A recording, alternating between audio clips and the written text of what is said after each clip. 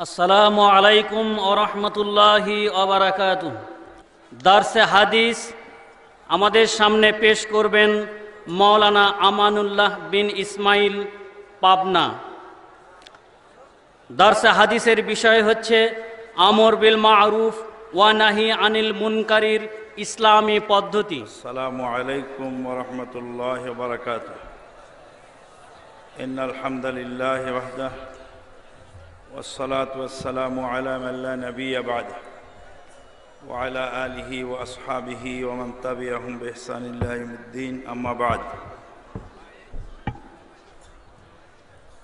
আন আবি সাঈদ আল-খুদরি রাদিয়াল্লাহু তাআলা আনহু আর রাসূলিল্লাহি সাল্লাল্লাহু আলাইহি ওয়াসাল্লাম قال من رأى منكم منكرا فليغيره بيده فإن لم يستطع فبلسانه فإن لم يستطع فبقلبه وذلك أضعف الإيمان رواه مسلم أو كما قال عليه الصلاة والسلام।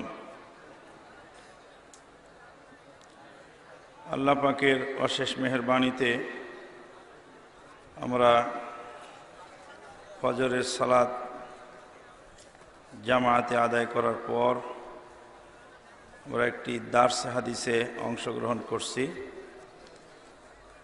আজকের দারসে হাদিসের বিষয়বস্তু সৎ কাজের আদেশ, অসৎ কাজের নিষেধের ইসলামী পদ্ধতি। ইসলাম প্রত্যেকটা বিষয়ে চমৎকার পদ্ধতি দিয়েছে, এমনকি সৎ কাজের আদেশ, অসৎ কাজের নিষেধ, এ ব্যাপারেও ইসলাম আমাদেরকে সুন্দর সুশৃঙ্খলভাবে একটা ব্যবস্থাপনা দিয়েছে। আজকের এই হাদিসে আবু সাঈদ আল-খুদরি রাদিয়াল্লাহু তাআলা আনহু থেকে বর্ণিত, তিনি রাসূলুল্লাহ সাল্লাল্লাহু আলাইহি ওয়াসাল্লাম থেকে হাদিস বর্ণনা করেন। রাসূলুল্লাহ সাল্লাল্লাহু আলাইহি ওয়াসাল্লাম বলেন, মান রাআ মিনকুম মুনকারান, তোমাদের মধ্যেকার যে কেউ দেখে অন্যায় কাজ, ফালইউগাইয়িরহু বিয়াদিহি, সে যেন হাত দ্বারা তা প্রতিহত করে। ফাইন লাম ইয়াস্তাতি', যদি সেটা হাত দ্বারা প্রতিহত করা সম্ভব না হয়, ফাবিলিসানিহি, সে যেন জবান দ্বারা প্রতিবাদ করে। ওয়াইন লাম ইয়াস্তাতি', ফাইন লাম ইয়াস্তাতি', যদি জবান দ্বারা প্রতিবাদ করা সম্ভব না হয়, ফাবে কলবিহি, সে যেন অন্তরে ঘৃণা করে। ওয়াযালিকা আযআফুল ঈমান, এটাই হলো দুর্বল ঈমানের পরিচায়ক। এখানে হাদিসের শুরুতেই মান রাআ মিনকুম মুনকারান, তোমাদের মধ্যেকার যে ব্যক্তি অন্যায় কাজ দেখল,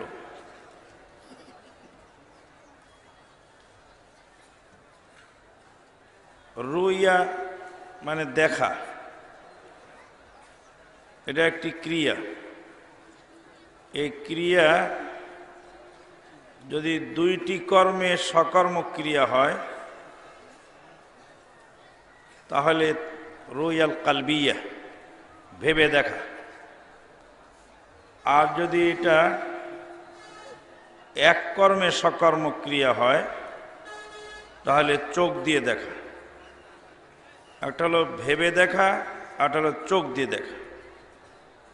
তোমাদের মধ্যেকার যে কেউ অন্যায় কাজ দেখলো, এখানে রুইয়া ক্রিয়াটি এক কর্মে সকর্মক হওয়াতে এটা চোখ দিয়ে দেখা অর্থ হবে। অন্যায়ের প্রতিবাদ করার জন্য চোখ দিয়ে অন্যায় দেখা জরুরি। অনুমান করে লোকের শোনা কথায় কোনো অন্যায়ের প্রতিবাদ করা যাবে না। জনৈক সাহাবীকে বলা হচ্ছিল যে ইয়াজিদ বিন মুয়াবিয়া মদ পান করে, ইয়াজিদ বিন মুয়াবিয়ার বিরুদ্ধে চলো নেমে ময়দানে আমরা কথা বলি, বিরোধিতা করতে হবে। সাহাবী জবাব দিচ্ছিলেন, ইয়াজিদ বিন মুয়াবিয়াকে মদ পান করতে আমি দেখি নাই। যিনি বলছিলেন তিনি জবাব দিচ্ছেন, ইয়াজিদ বিন মুয়াবিয়া কি মদ তোমাকে দেখিয়ে পান করবে? সাহাবী জবাব দিলেন, ইয়াজিদ বিন মুয়াবিয়া আমাকে দেখিয়ে পান করে না, তোমাকে দেখিয়ে করে। তোমাকে দেখিয়ে যদি মদ পান ইয়াজিদ বিন মুয়াবিয়া করে থাকে, তাহলে অবশ্যই সে আসরে তুমিও ছিলে। মিনকুম তোমাদের মধ্যেকার। রাসূলুল্লাহ সাল্লাল্লাহু আলাইহি সাল্লামের সাহাবীদেরকে রাসূলুল্লাহ সাল্লাম বললেন, তোমাদের মধ্যেকার যে কেউ অন্যায় কাজ দেখবে। সাহাবীদেরকে যদিও রাসূলুল্লাহ সাল্লাম উল্লেখ করলেন, উদ্দেশ্য করে অ্যাড্রেস করে বললেন, কিন্তু এটা সুদূর প্রসারী। এর অর্থ বিশ্বের যত মুমিন মুমিনা, মুসলিম মুসলিমা কিয়ামত পর্যন্ত আগত সবার জন্য এ হুকুম প্রযোজ্য। বর্তমান জামানায় আমরা একটা জিনিস খুব লক্ষ্য করি, এক শ্রেণীর মুফতি মহোদয় যারা ইসলামকে অপব্যাখ্যার কাজে লিপ্ত, যখনই তাদের সামনে ওই হাদিস পেশ করা হয়, সল্লু কামা রাআইতুমুনি উসাল্লি, আল্লাহ নবী সাল্লাম বলছেন তোমরা তেমনভাবে সালাত আদায় করো যেমনভাবে আমাকে তা আদায় করতে দেখো। এক শ্রেণীর মুফতি মহোদয় মানুষকে বোকা বানানোর জন্য ওনারা বলে থাকেন, আপনারা কি আল্লাহর নবী সাল্লামকে দেখেছেন? আপনারা কি রাসূলুল্লাহ সাল্লামকে সালাত আদায় করতে দেখেছেন? না, তো দেখেননি, তো এটা আপনাদের জন্য নয়, এটা সাহাবীদের জন্য। যেহেতু হাদিসে বলা হয়েছে তোমরা আমাকে যেভাবে সালাত আদায় করতে দেখো সেইভাবে আদায় করো। তাহলে এখন মুফতি মহোদয়দেরকে প্রশ্ন করা যায় যে মান রাআ মিনকুম মুনকারান, তোমাদের মধ্যেকার যারা অন্যায় কাজ দেখে, তাহলে অন্যায় কাজ দেখে প্রতিবাদ করার দায়িত্ব কাদের? সাহাবীদের। আমাদের হবে কেন? তাহলে এই হাদিসে যদি কিয়ামত পর্যন্ত সকল মুসলিমের জন্য প্রযোজ্য হয়, যদিও মিনকুম তখন উপস্থিত ছিলেন সাহাবায়ে কেরামগণ, কিন্তু কিয়ামত পর্যন্ত এই কুম দ্বারা সকল মুসলিম অন্তর্ভুক্ত। তাহলে ওখানে সল্লু কামা রাআইতুমুনি উসাল্লি, তোমরা যেভাবে আমাকে সালাত আদায় করতে দেখো সেইভাবেই তোমরা আদায় করো। মুনকারান শব্দের অর্থ অপরিচিত, আর মারুফ শব্দের অর্থ পরিচিত। আল্লাহ পাক বলেন, কুনতুম খায়রা উম্মাতিন উখরিজাত লিন-নাস তা'মুরুনা বিল মা'রুফ ওয়া তানহাউনা 'আনিল মুনকার ওয়া তু'মিনুনা বিল্লাহ। সূরা আলে ইমরান 110 নম্বর আয়াত। তোমরাই হলো উত্তম জাতি, তোমাদেরকে সৃষ্টি করা হয়েছে মানুষের কল্যাণের জন্য। উখরিজাত লিন-নাস, আরবি ব্যাকরণে বলা হয় আল্লামু লিল ইনতিফা ওয়া আলা লিদ-দারার, লাহা মা কাসাবাত ওয়া আলাইহা মাকতাসাবাত। লাহা মা কাসাবাত, সে সহজে যা কল্যাণ কামনা করে, সহজে যে কল্যাণ কাজ করে তার জন্য সেটা উপকার বয়ে আনে। ওয়া আলাইহা মাকতাসাবাত, আর সে কঠিনভাবে যেটা গ্রহণ করে, অর্জন করে, সেটা তার ক্ষতির কারণ হয়ে দাঁড়ায়। পাপ কাজ করাটা কঠিন আর নেক কাজ করাটা সহজ। এটা কোরআন এবং হাদিসের আলোকেই বোঝা যাচ্ছে। পাপ কাজ করাটা কঠিন আর নেক কাজ করাটা সহজ। আপনাকে যদি 100টা টাকা দেওয়া হয় আর বলা হয় যে টাকাটা নিয়ে আপনার আম্মাকে ফল কিনে দিবেন, 100টা টাকা দিলাম, এটা দিয়ে আপনার আম্মাকে ফল কিনে দিবেন, এটা কি খুব কঠিন কাজ? আপনার হাতে যদি একটা লাঠি দেওয়া হয় আর যদি বলা হয় লাঠি দিয়ে আপনার আম্মাকে একটা বাড়ি দিবেন, এটা কি কঠিন কাজ না সহজ? কঠিন কাজ। একমাত্র জানোয়ার ছাড়া কারো পক্ষে এই কাজ সম্ভব হবে না। তাই আল্লাহ বলছেন লাহা মা কাসাবাত ওয়া আলাইহা মাকতাসাবাত। কল্যাণকর কাজ করা সহজ না কঠিন? সহজ। মাকে আদর করা, স্নেহ করা, ভক্তি করা সহজ না কঠিন? মায়ের গায়ে আঘাত করা কঠিন না সহজ? তাহলে পাপ কাজ করাটা কঠিন আর ভালো কাজ করাটা সহজ। ওই জন্য ভালো কাজকে আরবিতে মারুফ বলা হয় আর খারাপ কাজকে মুনকার বলা হয়। উখরিজাত লিন্নাস, সমস্ত মানুষের কল্যাণের জন্য তোমাদেরকে সৃষ্টি করা হয়েছে। তামাম পৃথিবীর সকল মানুষের কল্যাণ কামনা করা একজন ঈমানদারের দায়িত্ব। রাসূলুল্লাহ সাল্লাল্লাহু আলাইহি ওয়াসাল্লাম বলেন, লা ইউমিনু আহাদুকুম হাত্তা ইউহিব্বা লি আখিহি মা ইউহিব্বু লি নাফসি। তোমাদের মধ্যেকার কেউ প্রকৃত ঈমানদার হতে পারবে না যতক্ষণ পর্যন্ত তার ভাইয়ের জন্য ওই জিনিস পছন্দ করবে যা নিজের জন্য পছন্দ করবে। এখানে ভাই বলতে কোন ভাই? চাচাতো ভাই, মামাতো ভাই, আপন ভাই, কোন ভাই? কি ভাই? মুসলিম ভাই। চমৎকার। তাহলে আমার এই মোবাইলটা নষ্ট হয়ে গেছে, এটা আমি পছন্দ করি না, তাহলে আর একজন মুসলিম ভাইয়ের কাছে বেচাও যাবে না, কাফেরের কাছে বেচা যাবে?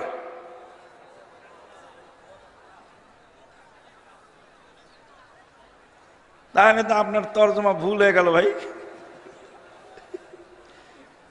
মুসলিমের কাছে বেচা যাবে না, কাফেরের কাছে বেচা যাবে কি?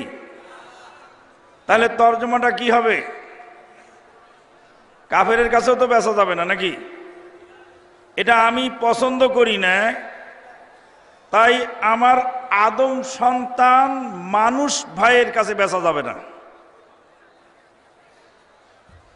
এই খানাটা পচে গেছে, এই পচা খানাটা আমি পছন্দ করি না, এটা আমার আদম সন্তান মানুষ ভাইকে খাওয়ানো যাবে না। গরু ভাইকে খাওয়ানো যাবে নাকি? গরু আমাদের ভাই না। গরুকে পচা জিনিস খাওয়ানো যায়, ওর ক্ষতি হয় না, কিন্তু মানুষের কি হয়? ক্ষতি হয়। লা ইউমিনু আহাদুকুম হাত্তা ইউহিব্বা লি আখিহি মা ইউহিব্বু লি নাফসি। ইমাম আহমদ বিন হাম্বল রাহিমাহুল্লাহ এই হাদিসের ব্যাখ্যায় বলছেন যে একজন কাফেরেরও কল্যাণ কামনা করতে হবে প্রত্যেক মুসলিমকে। তো কাফেরের জন্য আমি কি পছন্দ করব? ইমাম আহমদ বিন হাম্বল রাহিমাহুল্লাহ বলছে কাফেরের জন্য তুমি হেদায়েত পছন্দ করো। তুমি যেরকম হেদায়েত প্রাপ্ত হয়েছ, তোমার কাফের ভাই আদম সন্তান সেও হেদায়েত পেয়ে যাক। আল্লাহু আকবার। তাহলে কুনতুম খায়রা উম্মাতিন উখরিজাত লিন নাস, গোটা পৃথিবীর সকল মানুষের কল্যাণের জন্য আল্লাহ পাক আমাদেরকে সৃষ্টি করেছেন। তা'মুরুনা বিল মা'রুফ ওয়া তানহাউনা আনিল মুনকার, তোমরা ভালো কাজে আদেশ দিবে আর খারাপ কাজ থেকে নিষেধ করবে। হাদিসেও তাই আসলো, মান রাআ মিনকুম মুনকারান ফালিয়ুগাইয়িরহু বিয়াদিহি ফাইল্লাম ইয়াস্তাতি ফাবিকলবিহি ফাবিলিসানিহি ওয়া ইল্লাম ইয়াস্তাতি ফাবিকলবিহি ওয়া যালিকা আযআফুল ঈমান। এই হাদিসটা বুঝতে আমাদের অনেক জায়গায় ভুল হয়, যার ফলে গোলমালটা লাগে। মান রাআ মিনকুম মুনকারান, যে কেউ অন্যায় কাজ দেখবে, ফালইউগাইয়িরহু বিয়াদিহি, সে যেন হাত দ্বারা সেটা প্রতিহত করে। আমার বাড়িতে যদি অন্যায় কাজ হয়, ওটাকে আপনি হাত দ্বারা প্রতিহত করবেন? আপনি দেখলেন যে, দেখলেই কি প্রতিহত করতে হবে? ওখানে শর্তটা কি? ফালইউগাইয়িরহু বিয়াদিহি ইন ইসতাতাআ, যদি ক্ষমতা থাকে হাত দিয়ে প্রতিহত করার, তাহলে হাত দ্বারা যেন সেটা প্রতিহত করে। ফাইল্লাম ইয়াস্তাতি, যদি হাত দ্বারা প্রতিহত করার ক্ষমতা না থাকে, ফাবিলিসানিহি, জবান দ্বারা যেন প্রতিবাদ জানায়। মনে করুন আমার বাড়িতে ঘরের মধ্যে একটা ছবি লটকানো আছে, ওই ছবিটা ছিঁড়ে ফেলানো বা ওটা প্রতিহত করার ক্ষমতা কি আপনার আছে? হ্যাঁ, বাড়ি আমার, ঘর আমার, আপনার আছে? কে দিয়েছে আপনাকে এখতিয়ার? কোনো এখতিয়ার নেই। আল্লাহর নবী সাল্লাল্লাহু আলাইহি ওয়াসাল্লাম ছবি লটকানো ঘর থেকে বেরিয়ে আসলেন, বেরিয়ে এসে বললেন এই ঘরের ছবি আছে, আমি যাব না। আল্লাহ নবী সাল্লাল্লাহু নিজে হাতে ছবি ছিঁড়ে ফেলেছিলেন কি? না, উনি ঢুকলেন না, বলে না আলী এই ঘরের ছবি লটকানো আছে, আমি এখানে যাব না। আমার ঘরের ছবি আছে, আপনার যদি পছন্দ না হয় না ঢুকবেন, কিন্তু আমার ঘরের ছবি আপনি নিজ হাতে ছিঁড়ার এখতিয়ার রাখেন না। যদি ইসলামী তরিকায় আমার ঘরের ছবি আমাকেই ছিঁড়তে হবে। ফাইল্লাম ইয়াস্তাতি, যদি ক্ষমতা না থাকে, ক্ষমতা না থাকে শব্দটা বলাতে আগের হাদিসের আগের অংশে একটা কথা উজ্জ্বল হয়ে গেছে। মান রাআ মিনকুম মুনকারান ফালইউগাইয়িরহু বিয়াদিহি ইন ইসতাতাআ, যে ব্যক্তি অন্যায় দেখে সে যেন হাত দ্বারা বাধা দেয়, যদি ক্ষমতা না থাকে। যদি ক্ষমতা না থাকে ফাবিলিসানিহি, তখন জবান দ্বারা প্রতিবাদ জানাবে। আপনার ঘরে একটা ছবি আছে, ওটা ছেঁড়ার দায়িত্ব আপনার। আর আমার ঘরে যদি ছবি থাকে ফাবিলিসানিহি, তখন আপনি জবান দিয়ে বলবেন যে আপনার ঘরের মধ্যে ছবি আছে, এটাকে ছেড়ে ফেলুন। যদি বলার ক্ষমতা না থাকে, গেছেন শিক্ষা অফিসে, আপনার মাদ্রাসা বা স্কুল বা কলেজের বিল আনতে গিয়ে দেখছেন ওখানে ছবি লটকানো, ওখানে কি মুখ দিয়ে বলা যাবে? মুখ দিয়ে যদি আপনি বলতে যান, তাহলে আপনার প্রতিষ্ঠানে ক্ষতিগ্রস্ত হতে পারে। ফাবিকলবিহি, ওই অবস্থায় অন্তর দ্বারা আপনি ঘৃণা করবেন, প্রতিবাদ জানাবেন। এটা হলো ইসলামের সুন্দরতম তরিকা। ওয়া যালিকা আযআফুল ঈমান, নবী সাল্লাল্লাহু আলাইহি ওয়াসাল্লাম বলেন যে এটা হলো দুর্বল ঈমানের পরিচায়ক। আমরা দেখতে পাচ্ছি যে অন্যায়ের প্রতিবাদ, ভালো কাজের আদেশ, খারাপ কাজের নিষেধ, এটারও পদ্ধতি ইসলাম আমাদেরকে চমৎকার বলে দিয়েছে। আমার ঘরের ছবি আপনি ছিঁড়লে অবশ্যই আপনার সাথে আমার গোলমাল লাগতে পারে, কিন্তু জবান দ্বারা যদি আপনি প্রতিবাদ জানান, তাহলে আমি ছিঁড়ি না ছিঁড়ি সেটা আমার দায়িত্ব, আর আপনার দায়িত্ব আমা আলাইনা ইল্লাল বালাগ। আপনার বলা হয়ে গেছে, আপনার জিম্মাদারি শেষ। যার কাছে অন্যায় দেখলেন, আপনি জবান দ্বারা প্রতিবাদ জানালেন।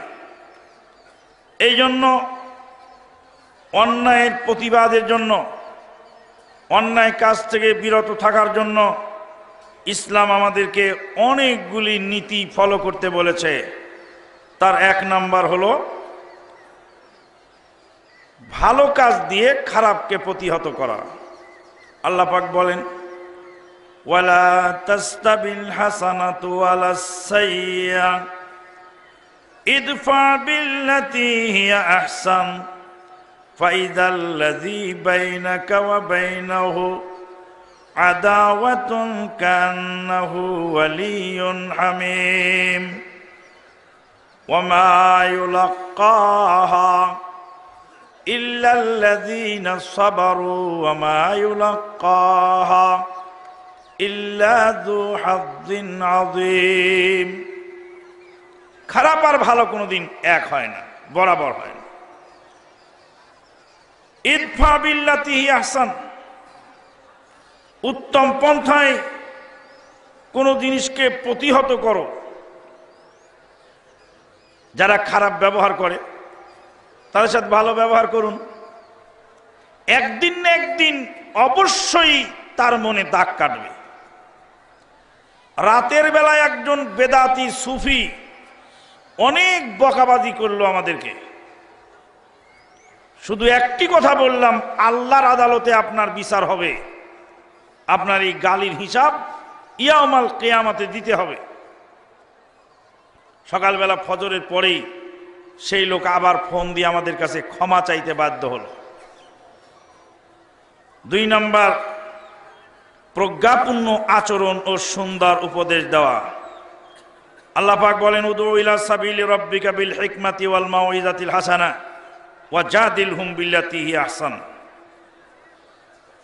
তোমার রবের পথের দিকে তুমি ডাকো, প্রজ্ঞাপূর্ণ আচরণ, সুন্দর নসিহত এবং উত্তম পন্থায় তর্ক বিতর্কের মাধ্যমে, বাদ প্রতিবাদের মাধ্যমে তাদের কাছে পৌঁছিয়ে দাও।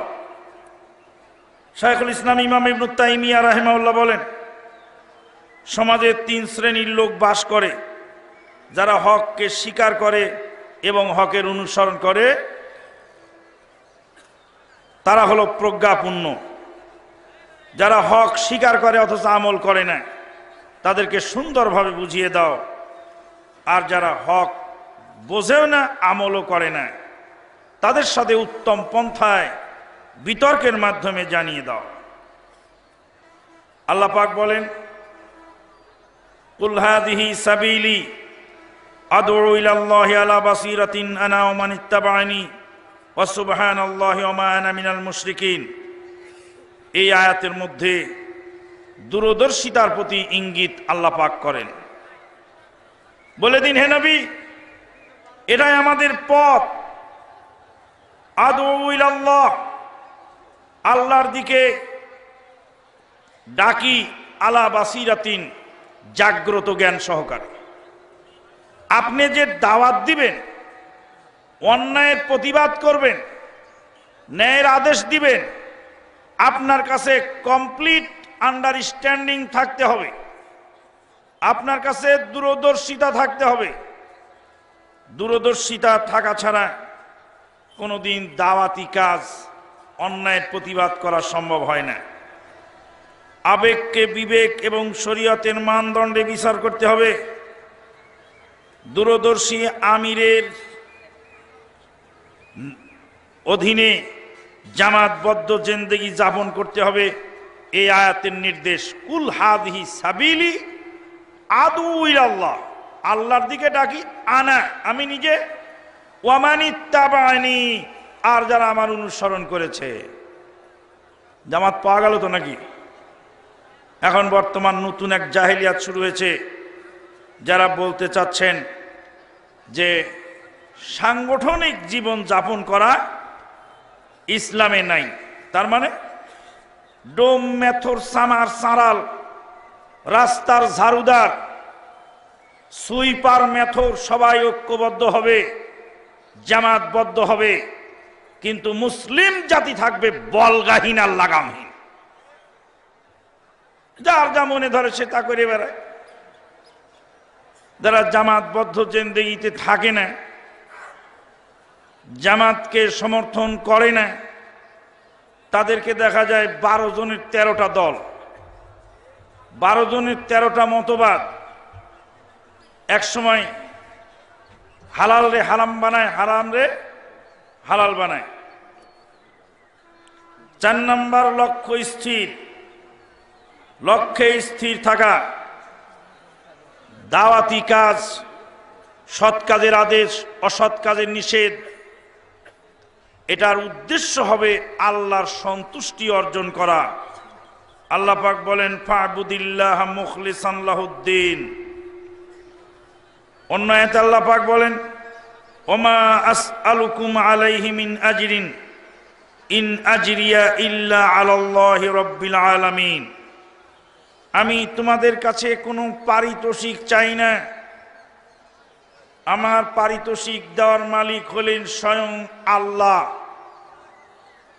বহু মানুষ জামাত থেকে খসে পড়ে গেছে। কেন? কারণ আমাকে মূল্যায়ন করা হয়নি। আমিরে জামাত জেলে থাকার সময় আমরা অনেক কাজ করেছি, কিন্তু আমিরে জামাত আমাদেরকে মূল্যায়ন করেননি। আমিরে জামাতের কাছে যারা মূল্যায়ন চান তাদের উদ্দেশ্যে কথা বলতে হবে যে আমিরে জামাত কেন, গোটা আহলাদিস জামাতের লোক আমার মূল্যায়ন দেওয়ার ক্ষমতা রাখে না। আমার মূল্যায়ন যদি আল্লাহর দরবারে হয়, পৃথিবীর কে সন্তুষ্ট হয়েছে আর কে অসন্তুষ্ট আছে ওটা দেখার সুযোগ আমার নেই। ইন আজরিয়া ইল্লা আলাল্লাহি রাব্বিল আলামিন। 5 নম্বর যথাযথ ইলমের অধিকারী হওয়া। আজকে সবচেয়ে বড় কঠিন বিষয় সেটা হলো যে এই ইলমের দারুণ অভাব। 40 লাখ মানুষ তুরাগ নদীর পারে জমা হলো। 40 লাখ মানুষের নেতৃত্ব দিচ্ছে, ইমামতি করছে সে এক ব্যাককল। সেই ব্যাককল আজও পর্যন্ত জানে না যে মাইক দিয়ে সালাত আদায় করা যায়। 40 লাখ মানুষের নেতৃত্ব দিচ্ছে, সে ব্যাককল এখনো জানে না যে মাইক দিয়ে সালাত আদায় করা যায়। সালাতের সময় মাইক ব্যবহার করে না, কিন্তু যখন আখেরি মুনাজাত পরিচালনা করে তখন 36 কিলোমিটার পর্যন্ত মাইক ব্যবহার করা হয়।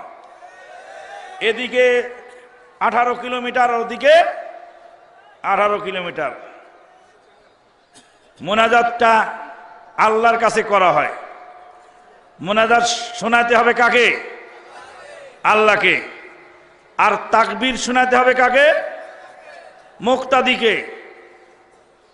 আল্লাহু আকবার ইমাম বলবেন, মুক্তাদি আল্লাহ আকবার শুনে রুকুতে যাবেন, রুকু থেকে উঠবেন। তাহলে সালাতের তাকবীর শোনাতে হবে কাকে? মুক্তাদিকে। আর মুনাজাত কাকে শোনাতে হবে? আল্লাহকে। যেটা আল্লাহকে শোনাতে হয় ওটা মাইক দিয়ে, আর যেটা বান্দাকে শোনাতে হবে ওটা মুখে। ব্যাককল কি গাছে ধরে নাকি? 40 লাখ মানুষের নেতৃত্ব দিতে আজও পর্যন্ত ফয়সালা করতে পারেনি যে মাইক চলবে কিনা। এলেমের কেমন দন্যদশা দেখুন।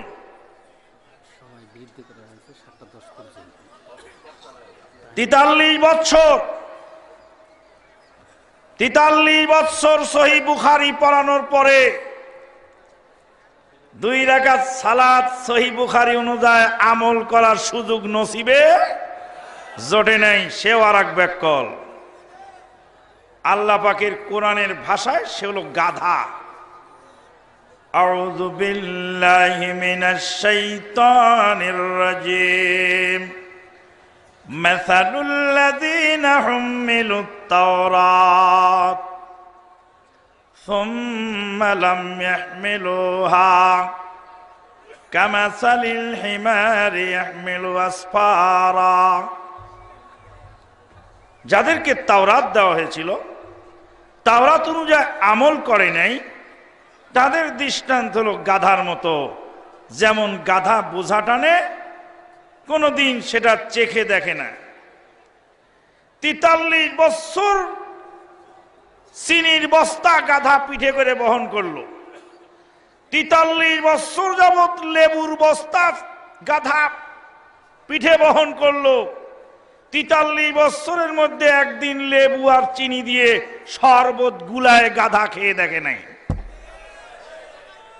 43 বছরে 43 বার বুখারীকে খতম করে দিয়েছে। বুখারী কি করে দেয়? খতম করে দেয়। খতম মানে কি? আজে তোরে খতম করে দেব আমি। বুখারীকে কি করে? খতম করে দেয়। খতম বড় ভয়াবহ দিন। কতকে দুনিয়া থেকে খতম করে দেব। তো বুখারীকে কি করে? খতম করে।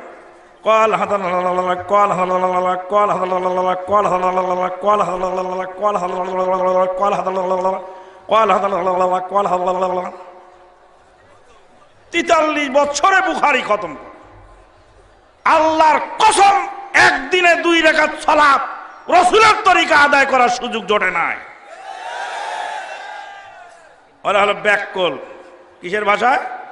কোরআনের ভাষায়। আল্লাহ বলছেন কামাসালিল হিমার। ওরা ইহুদিদের পণ্ডিতের মতো তাওরাত পড়েছে, পড়িয়েছে, মুখস্থ করেছে। যুগের পর যুগ ধরে তাওরাত মাদ্রাসায় পড়াইছে ইহুদির পণ্ডিতেরা, কিন্তু তাওরাত আমল করে দেখে নাই। কাজেই এলেমের খুব দরকার। এলেম ছাড়া কোনো আমলের মূল্য আল্লাহর দরবারে নাই, আর আমল ছাড়া কোনো এলেমের মূল্য আল্লাহর দরবারে নাই। 6 নম্বর, সর্বদা মধ্যমপন্থী অবলম্বন করা। আল্লাহর নবী সাল্লাল্লাহু আলাইহি ওয়াসাল্লাম বলেন, বাশশিরু ওয়ালা তুনাফিরু, ইয়াসসিরু ওয়ালা তুআসসিরু, সাদ্দিদু ওয়া কারিবু। তোমরা সুসংবাদ দাও, তাড়িয়ে দিও না। সহজ করো, কঠিন করো না। সৎ কর্ম করো ও মধ্যমপন্থী হও। হাদিস বুখারী এবং মুসলিমে এসেছে। মেশকাত 3722 নম্বর হাদিস। বাশশিরু ওয়ালা তুনাফিরু, শুভ সংবাদ দাও, মানুষকে তাড়িয়ে দিও না। একজন দায়ী যিনি অন্যায়ের প্রতিবাদ করেন, ন্যায়ের আদেশ করেন, তার দৃষ্টান্ত হবে একজন ডাক্তারের মতো। ডাক্তার রোগীকে তাড়িয়ে দেয় না। নিজের পক্ষের লোকও আসে, বিপক্ষের লোকও আসে। নোংরা রোগীও আসে, পরিষ্কার রোগীও আসে। ধৈর্যশীল রোগীও আসে, অধৈর্য রোগীও আসে। বুদ্ধিমান রোগীও আসে, পাগল রোগীও আসে। যার যেরকম চিকিৎসার দরকার তাকে সেইভাবে চিকিৎসা দেওয়া হয়। আমাদের এক ভাই, ওনার এক আত্মীয় পাগল হয়ে গেল। পাগল হওয়ার পরে ওকে যখনই হাসপাতালে ডাক্তারের কাছে নেওয়ার কথা বলে, তখনই জুতা তুলে মারার জন্য ওকে দৌড়ানি দেয়। কেউ তাকে ডাক্তারের কাছে নিতে পারছে না, নামই শুনতে পারে না। তা আমাদের ওই ভাই খুব বিচক্ষণ। উনি একদিন ওই পাগলকে যেয়ে বলছে, ভাইজান আমার তো মাথা নষ্ট হয়ে গেছে। তাই নাকি? তা আমাকে একটু ডাক্তারের কাছে নিয়ে চলেন না। তখন বলছে, সৌরভের মা, তাড়াতাড়ি নাস্তা রেডি কর, অমুকের মাথা নষ্ট হয়ে গেছে, ওকে হাসপাতালে নিতে হবে। এখন পাগল হয়েছে বুদ্ধিমান, আর বুদ্ধিমান লোকটা কি হয়ে গেছে? পাগল হয়ে গেছে। ডাক্তারের কাছে গিয়ে বলছে, ডাক্তার সাহেব ও তো পাগল, ওকে তো বলা যায় না, পাগল বলে রেগে যায়, তো পাগল আর আমি হলাম রুগী, তা আমার চিকিৎসা দেন। ডাক্তার সাহেব চেক করে চিকিৎসা দিয়ে কিছু ওষুধ পানি লিখে দিল। এবার বলছে, ভাইজান আপনি দেখাবেন নাকি? এই ডাক্তার সাহেব আমার মাথাটাও চেক করে দাও। ডাক্তার সাহেব চেক করে কিছু ওষুধ পানি দিয়ে দিল। দাওয়াতি কাজ যিনি করবেন তিনি ডাক্তারের ভূমিকা পালন করবেন। ডাক্তার যদি রুগীকে প্রথমে চাকু বের করে, তোমাকে ফাড়বো, তোকে এক ঘুষি মেরে থুয়ে চলে যাবে। ডাক্তার আস্তে আস্তে জিজ্ঞেস করে, ভাইজান কেমন আছেন, শরীরটা ভালো নাকি, ভাবি কেমন আছে, ছেলে মেয়ে কয়জন, এই গল্প করতে করতে আস্তে আস্তে সুই ঢুকায় দেয়। গল্প করতেছে, ভাবির গল্প, ভাইয়ের গল্প, ভাতিজার গল্প করতে করতে সুই ঢুকিয়ে দিছে। ওই সুঁয়ে বেচারা রুগী গল্প করতে করতে অচেতন হয়ে নাই হয়ে গেছে। এবার ডাক্তার ফেরে চিরে ওর ভিতরে ময়লা আবর্জনা সব বের করে তারপর ওকে সেলাই করে দিয়েছে। হুঁশ ফেরার পরে দেখতে পাচ্ছে কোথায় ছিলাম, কোথায় এলাম। আপনি প্রথমেই যদি আপনার ওই লোককে বলেন যে তোকে ফাড়বো, তাহলে কি করবে? আপনাকে পিটতে আসবে না। ওর ভালো সাইডটা বলতে হবে। এই জন্য প্রয়োজন মধ্যমপন্থী অবলম্বন করা। 7 নাম্বার হলো সহজ পথ বেছে নেওয়া। রাসূলুল্লাহ সাল্লাল্লাহু আলাইহি ওয়াসাল্লাম সব সময় সহজ পথ বেছে নিতেন। আল্লাহ পাক বলেন, ইউরিদুল্লাহু বিকুমুল ইউসরা ওয়ালা ইউরিদু বিকুমুল উসর। আল্লাহ পাক তোমাদের জন্য সহজটি চান, তিনি কঠিন করতে চান না। আল্লাহ যদি সহজ করেন, মোল্লা কিন্তু সহজ করতে রাজি না। আল্লাহ সহজ করলেও মোল্লা কিন্তু সহজ করতে রাজি না। মোল্লার মাথা নষ্ট হয়ে গেছে, কারণ মোল্লা সহজ করতে দিবে না। রাসূলুল্লাহ সাল্লাল্লাহু আলাইহি ওয়াসাল্লাম পায়ে মুজা থাকা অবস্থায়, মুজা পরে যদি উজু করার পরে মুজা পরলে সেই মুজার উপর মাসাহ করার অনুমতি রাসূলুল্লাহ সাল্লাল্লাহু আলাইহি ওয়াসাল্লাম দিয়েছেন। কিন্তু মোল্লাজি বলছেন যে চামড়ার মুজা ছাড়া মাসাহ চলবে না। কেন? রাসূলুল্লাহ সাল্লাল্লাহু আলাইহি ওয়াসাল্লাম যেই মুজায় মাসাহ করেছিলেন সে মুজা ছিল চামড়ার। কিন্তু মোল্লাজি যখন বাসে চড়ার সময় দোয়া পড়ে, সুবহানাল্লাযী সাখখারা লানা হাযা, তখন মোল্লাজিকে বলতে ইচ্ছে হয় যে রাসূলের বাহন ছিল উট, এটা তো উটে চড়ার দোয়া। উটে চড়ার দোয়া আপনি বাসে আনছেন কেন? উটে চড়ার দোয়া আপনি বিমানে চড়ার সময় বলছেন কেন? রাসূলুল্লাহ সাল্লাল্লাহু আলাইহি ওয়াসাল্লামের জামানায় বাহন ছিল উট, তাই উটে চড়ার সময় এই দোয়া পড়া হয়েছে। এখন বাহন পরিবর্তন হয়ে বাস, ট্রেন, বিমান হয়েছে, এখন আমরা বাহনে চড়ার ওই দোয়াই পড়ছি। রাসূলুল্লাহ সাল্লাল্লাহু আলাইহি ওয়াসাল্লামের জামানায় মুজা ছিল চামড়ার, এখন মুজা হয়েছে কাপড়ের। ভবিষ্যতে আরো অনেক কিছুর হবে। ওয়াসাইরুল কাউনিয়া কাদারিয়া পরিবর্তন হবে। কাজেই ইসলাম আমাদেরকে সহজ করেছে, আল্লাহ আমাদের জন্য সহজ করে দিয়েছেন, কিন্তু মোল্লাজি সহজ করতে নারাজ। মোল্লার আল্লাহ এই প্যারালাল চলছে সমাজে। জোহরের সাথে আসর পড়ে নিতে পারেন, আসরের সাথে জোহর পড়তে পারেন, জোহরের সাথে আসর আগাম পড়ে নেওয়া যায়, আসরকে বিলম্ব করে জোহরকে বিলম্ব করে আসরের টাইমে পড়া যায়। মাগরিবের সাথে এশা পড়া যায়, এশার সাথে মাগরিব পড়া যায়। ইসলামী শরীয়ত আমাদেরকে অনুমোদন দিয়েছে, কিন্তু মোল্লাজি দিতে নারাজ। টাইম হলো না, কিসের সালাত আপনারা আদায় করেন?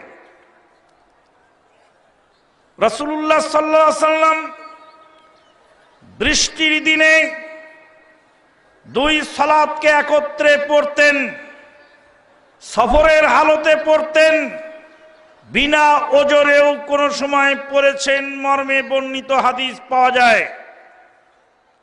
আল্লাহ পাক সহজ করে দিয়েছেন, দাওয়াতি কাজ যখন করবেন তখন সহজ করার চেষ্টা করবেন। ডাক্তার জাকির নায়েক সাহেবকে একজন বলছিলেন, আমার এক আত্মীয় আছে, সে তো নাস্তিক। নাস্তিক মানে খুব ভয়াবহ জিনিস।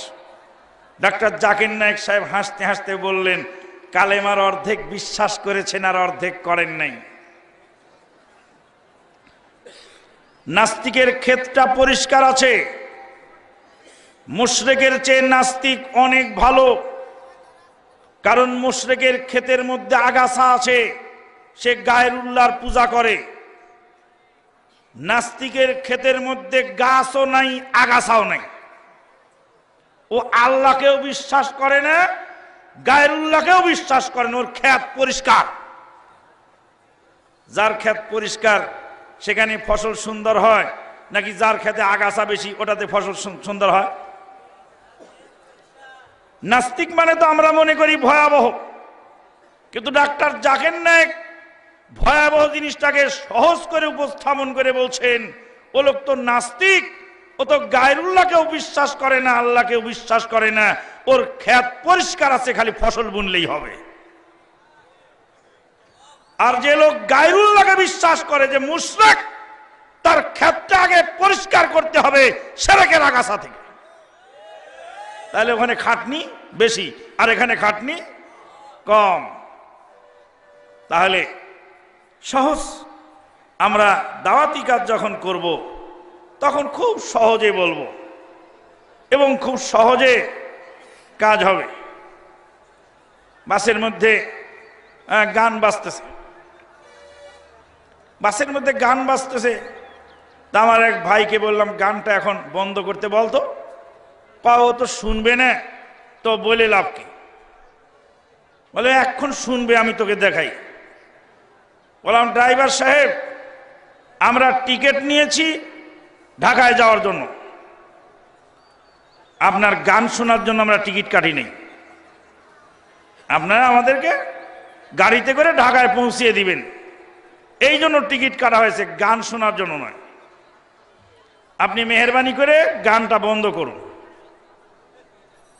আর না হয় আপনার গ্লাসের উপর লেখা আছে আল্লাহর নামে চলিলাম, ওই কথাটা মুছে দিন।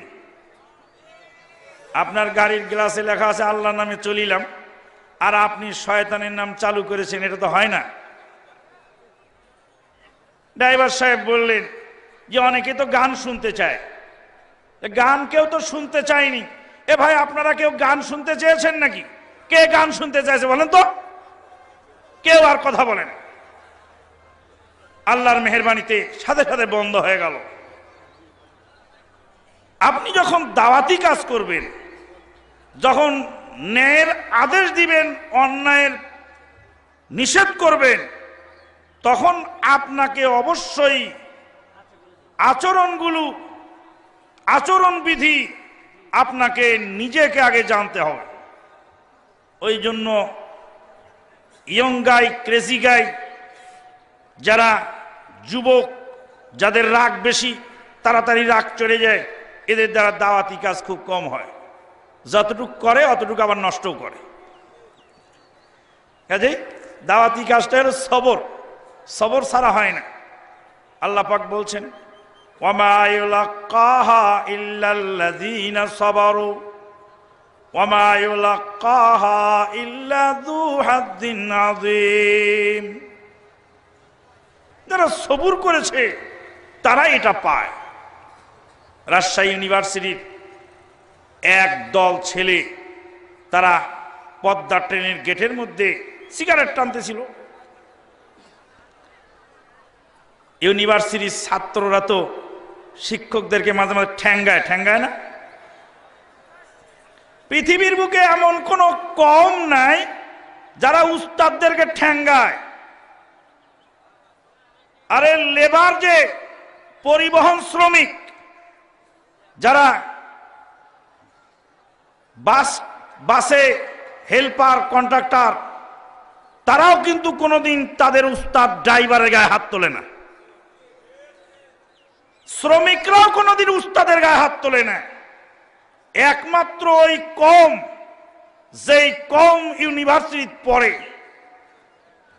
ইউনিভার্সিটি কলেজে, এরা সকাল বিকাল উস্তাদকে ঠ্যাঙ্গানোটা হলো তাদের কাজ।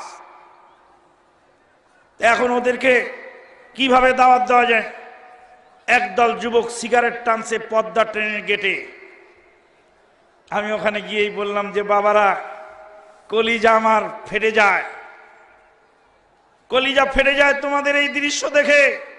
তোমরা আমাদের ভবিষ্যৎ।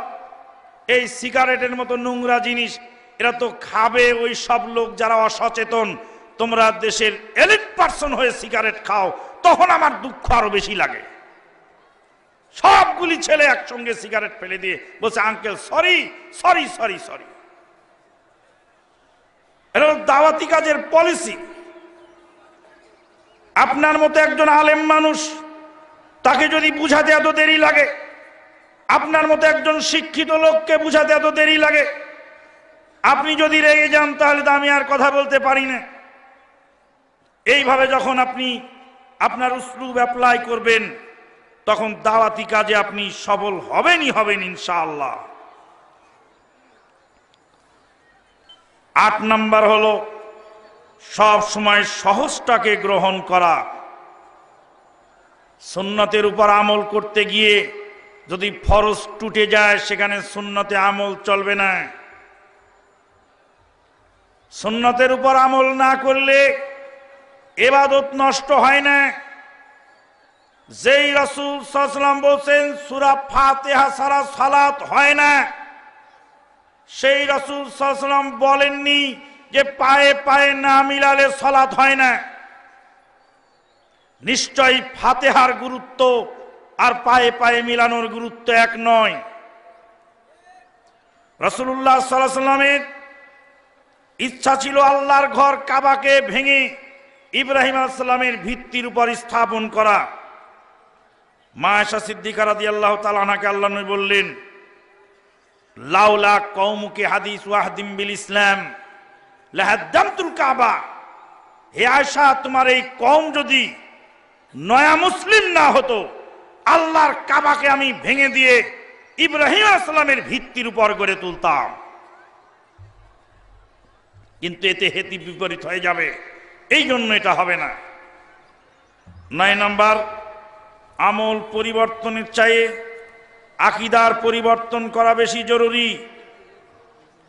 আকীদার পরিবর্তন যদি হয়ে যায়, তা আমলের পরিবর্তন সহজ। আমলের কারণে মানুষ বেঈমান হয় না, আকীদার কারণে খুব দ্রুত গতিতে মানুষ বেঈমান হয়ে যায়। আকীদা যদি খারাপ হয়, ভালো কাজ করেও সে পাপিষ্ট হয়। আর আকীদা যদি ভালো থাকে, তাহলে অল্প কাজ করলে বেশি নেকি হয়, অল্প কাজে বেশি বরকত হয়। এই জন্য নবী মুহাম্মদুর রাসূলুল্লাহ সাল্লাল্লাহু আলাইহি সাল্লাম মুআয বিন জাবাল রাদিয়াল্লাহু তাআলা আনহুকে যখন ইয়ামানে পাঠালেন, তখন বললেন, আউয়ালু মা তাদউহুম ইলা শাহাদাতি আল্লাহ ইলাহা ইল্লাল্লাহ। হে মুআয, তুমি সর্বপ্রথম তাদেরকে লা ইলাহা ইল্লাল্লাহর সাক্ষ্য দেওয়ার দিকে আহ্বান জানাবে। ফাইনহুম আতাউল যালিক ফাআলিমহুম আন্নাল্লাহা কাদ ইফতারাজা আলাইহিম খামসা সালাওয়াতিন ফি কুল্লি ইয়াউমিন ওয়া লাইলা। যদি তারা তোমার এই তাওহীদের দাওয়াতটা মেনে নেয়, তাহলে তখন তুমি জানিয়ে দিও আল্লাহ পাক 5 ওয়াক্ত সালাত তাদের উপরে ফরজ করেছেন। তাওহীদ না মানলে আর সালাতের দরকার নাই। তাওহীদ যদি সে না মানে, তাহলে তার সালাত দিয়ে কি হবে? আল্লাহ সম্পর্কে তার আকীদা যদি ঠিক না হয়, রাসূল সাল্লাল্লাহু আলাইহি সাল্লাম সম্পর্কে যদি তার আকীদা ঠিক না হয়, তাহলে তার আমল দিয়ে কি হবে? দুঃখজনক হলেও সত্য, আমরা এক শ্রেণীর আহলুল হাদিস নতুন এই মাসলাক গ্রহণ করার সাথে সাথেই সর্বপ্রথমই জোরে আমিন লিয়ে কিলাকিলি লাগায় ফেলি। জোরে আমিন, পায়ের সাথে পাও মিলানো, রফুল ইয়াদাইন, এটা নিয়ে প্রথমে মারামারি লাগে। এটা নিয়ে আমি মারামারি করতে যাব কেন? আল্লাহ পাক বলছেন, কুল ইয়া আহলাল কিতাব তাআলাউ ইলা কালিমাতিন সাওয়াইন বাইনানা ওয়া বাইনাকুম আল্লা না'বুদা ইল্লাল্লাহ ওয়া লা নুশরিকা বিহি শাইআ ওয়া লা নাত্তাখিযা বা'দুনা বা'দান আরবাবাম মিন দুনিল্লাহ। বলে দিন, হে নবী, হে আহলে কিতাব, তোমরা এমন এক কথার দিকে আসো যা আমাদের মাঝে আর তোমাদের মাঝে সমান। মনে করুন কোন দেওবন্দি এলাকায় আপনি আছেন, দেওবন্দি আকীদার আলেম সাহেব আপনার উপরে ক্ষিপ্ত, আপনি তাকে বলবেন, চলেন আমরা একটা বেদাত দূর করি, যেই বেদাতকে আপনারাও স্বীকার করেন আমরাও স্বীকার করি। সেই বেদাত কোনটি? ফরজ সালাতের পরে হাত তুলে দড়ি পাকানো। ফরজ সালাতের পরে এক শ্রেণীর লোক আছে, কি করে? হাত তুলে দড়ি পাকায়। বলি, ভাই, হাতের মধ্যে পাট থাকলে তাও তো একটা দড়ি হবে, খালি হাতে পাকান কে? ফরজ সালাতের পরে হাত তুলে দড়ি পাকানো এটা জঘন্য বেদাত, যেই বেদাতের কারণে আমল বরবাদ হয়ে যায়। আপনাদের দেওবন্দি আলেম, চিটাগাং হাটহাজারী মাদ্রাসার প্রতিষ্ঠাতা মুহতামিম আল্লামা মুফতি ফয়জুল্লাহ রাহিমাহুল্লাহ, তিনি এই ফরজ সালাতের পরে সম্মিলিত মুনাজাতের বিরুদ্ধে কথা বলেছেন। চলেন আপনাদের মুফতির ফতোয়াটা আগে আমল করি। এখনো আপনি যাবে কোথায়? যাওয়ার তো জায়গা নেই। ওকে তো বেড়ায় ফেলছেন ওর ফতোয়া দিয়ে। আগেই আপনি ওর সাথে মুনাজাত নিয়ে জোরে আমিন নি, আস্তে আমিন বললে কি সালাত বরবাদ হয়ে যায়? কিন্তু মুনাজাত করলে সালাত বরবাদ হয়ে যায়। প্রচলিত মুনাজাতে আমল নষ্ট হয়ে যায়। কঠিন জিনিস, যেটা কঠিন সেটা আগে বলতে হবে, আর দেখতে হবে যে আপনি কাকে দিয়ে শুরু করবেন। আপনি কোনো এক এলাকায় আছেন, সেই এলাকায় পীর পুরোহিতেরাও আপনার বিরোধী, ইসলামী রাজনীতির সাথে জড়িত তারাও আপনার বিরোধী, তারপরে আরো অন্যান্য লোক বিরোধী আছে। এখন সব কটাকে যে আপনি একা খেপায় নেন, তাহলে তো আপনি টিকতে পারবেন। দেখবেন যে ভয়ানক কোনটা বেশি, ভয়ানকটার ব্যাপারে আগে পদক্ষেপ নেবেন। তাহলে কি হবে? আপনার দাওয়াতি কাজ সুন্দরভাবে আগায় যাবে। বিপদ আপদে ধৈর্য ধারণ করা। 10 নম্বর, বিপদ আপদে ধৈর্য ধারণ করা। রাসূলুল্লাহ সাল্লাল্লাহু আলাইহি ওয়াসাল্লাম দাওয়াতি কাজ করতে গেলেন তায়েফে। তায়েফে দাওয়াতি কাজ করতে গিয়ে তায়েফ থেকে মার খেলেন। আল্লাহ পাক ফেরেশতা পাঠালেন যে তায়েফের মানুষকে ধ্বংস করে দেবেন। সেদিনে রাসূলুল্লাহ সাল্লাল্লাহু আলাইহি ওয়াসাল্লাম বলেছিলেন, এদেরই বংশ থেকে মানুষ বের হবে যারা আল্লাহর দ্বীনের কাজ করবে, আল্লাহকে আহ্বান জানাবে, আল্লাহকে ডাকবে, আল্লাহর ইবাদত করবে। এতদিন পার হয়ে গেছে, 1400 বছর পরে রিয়াদ শহর থেকে বিমান যোগে তায়েফে দাওয়াতি কাজের জন্য আমানুল্লাহ বিন ইসমাইল যখন গেল, গিয়ে দেখতে পেল তায়েফ এয়ারপোর্টের গেটে উম্মুল কুরা বিশ্ববিদ্যালয়ের জনৈক প্রফেসর গাড়ি নিয়ে দাঁড়ানো। হতবাক হয়ে জিজ্ঞেস করলাম, স্যার, আপনি গাড়ি নিয়ে এসেছেন, আপনি উম্মুল কুরা বিশ্ববিদ্যালয়ের প্রফেসর, আমি একজন সাধারণ মানুষ, আমি একজন নাখান্দা বাঙালি। তিনি বলছিলেন, তুমি বাঙালি না কাঙ্গালি তা আমি জানি না। তুমি আল্লাহর দ্বীনের দায়ী, এই জন্য আমি এসেছি গাড়ি নিয়ে তোমাকে নেওয়ার জন্য। সেদিনে আল্লাহর নবী এসেছিলেন আমাদের এখানে। আমাদের পূর্বপুরুষেরা নবীকে পাথর মেরে রক্তাক্ত করেছিল। আমাদের পূর্বপুরুষদের সেই পাপের প্রায়শ্চিত্ত করার জন্য আল্লাহ নবীর সেদিনের সেই দুয়ার কথা স্মরণ করে তাই আজকে এসেছি আল্লাহর দ্বীনের দায়ীকে সহযোগিতা করার জন্য। যেই লোকটা আজকে আপনার সাথে বিরোধিতা করছে সেই লোকটা আপনার পক্ষে অবশ্যই আসবে, কিন্তু আপনাকে ধৈর্য সহকারে আগায় যেতে হবে। সমাজ সংস্কারে নিরন্তর প্রচেষ্টা চালানো। হযরত নূহ আলাইহিস সালাম বললেন, ক্বালা রাব্বিনি দাউতু কওমি লাইলান ওয়া নাহারা সুম্মা দাউতু জিহারা সুম্মা ইন্নী আ'লানতু লাহুম ওয়া আসরারতু লাহুম ইসরারা। হে আল্লাহ, আমি দিনরাত তাদেরকে ডেকেছি, আমি সকাল সন্ধ্যায় তাদেরকে ডেকেছি, রাত দিনে তাদেরকে ডেকেছি, গোপনে প্রকাশ্যে তাদেরকে ডেকেছি। সকালে ডাকবেন, বিকালে ডাকবেন, সর্ব অবস্থায় ডাকবেন। আমাদের একজন ভাই বললেন, আশ্চর্য কারবার, দাওয়াতিকাদের পলিসি এক একজনের আশ্চর্যজনক। এক ভাই বললেন যে আমার আব্বা তুফাজ্জল ভৈরবীর ওয়াজ শোনেন। তুফাজ্জল ভৈরবীর 1 নাম্বার ভক্ত। বলছে আব্বা ঘুমিয়েছিলেন, আব্বার মোবাইলটা নিয়ে আমানুল্লাহ মাদানির একটা ওয়াজ তুফাজ্জল ভৈরবীর মাঝখানের ওয়াজ ডিলিট করে মাঝখানে ঢুকায় রেখে দিয়েছে। কয় শায়েখ আব্দুর রাজ্জাক সাহেব এটা দিলে চিনে ফেলবে, মুজাফফর এটা দিলে চিনে ফেলবে। আমানুল্লাহ মাদানি সুরেলা ওয়াজ সুরের ঠেলায় তুফাজ্জলের সাথে মিশে গেছে। শুনতে শুনতে শুনতে শুনতে বলছে, এ নিপু, এ দেখতে এটা কি? কয় কেমন লাগে? কয় মোটামুটি তো ভালোই লাগে, কিন্তু কথাগুলো একটু উল্টা উল্টা মনে হয়। কয় ভালো করে শোনো। শুনতে শুনতে আল্লাহর মেহেরবানিতে তাওহীদের পথে এসে গেছে, আলহামদুলিল্লাহ। কত সুন্দর পলিসি। আর এক ভাইয়ের দোকানে গেলাম, দোকানে জায়গায় দেখছি তাবিজ লটকানো। দোকানদারি করে, তাবিজ লটকায়, মনোহারি দোকান। বললাম ভাই আপনার মতো লোক তাবিজ বেচে নাকি? কয় শায়েখ একটু বসেন আমি দেখাই। কিছুক্ষণ পরে একজন লোক এসে বলে, একটা তাবিজ দেন তো। কয় তাবিজ বেচা হারাম, তাবিজ ব্যবহার করা হারাম। ঝুলাই রাখছেন কেন? কয় ঝুলাই রাখছি এই কারণে যে মানুষ এসে আমার কাছে তাবিজ চাবে আর আমি বলবো তাবিজ বেচা হারাম। আল্লাহু আকবার, সুবহানাল্লাহি বিহামদিহি, সুবহানাল্লাহ।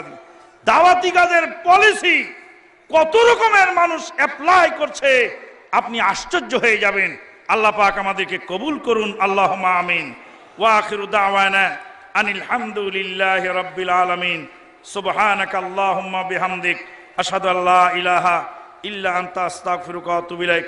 আসসালামু আলাইকুম ওয়া রাহমাতুল্লাহি ওয়া বারাকাতুহু।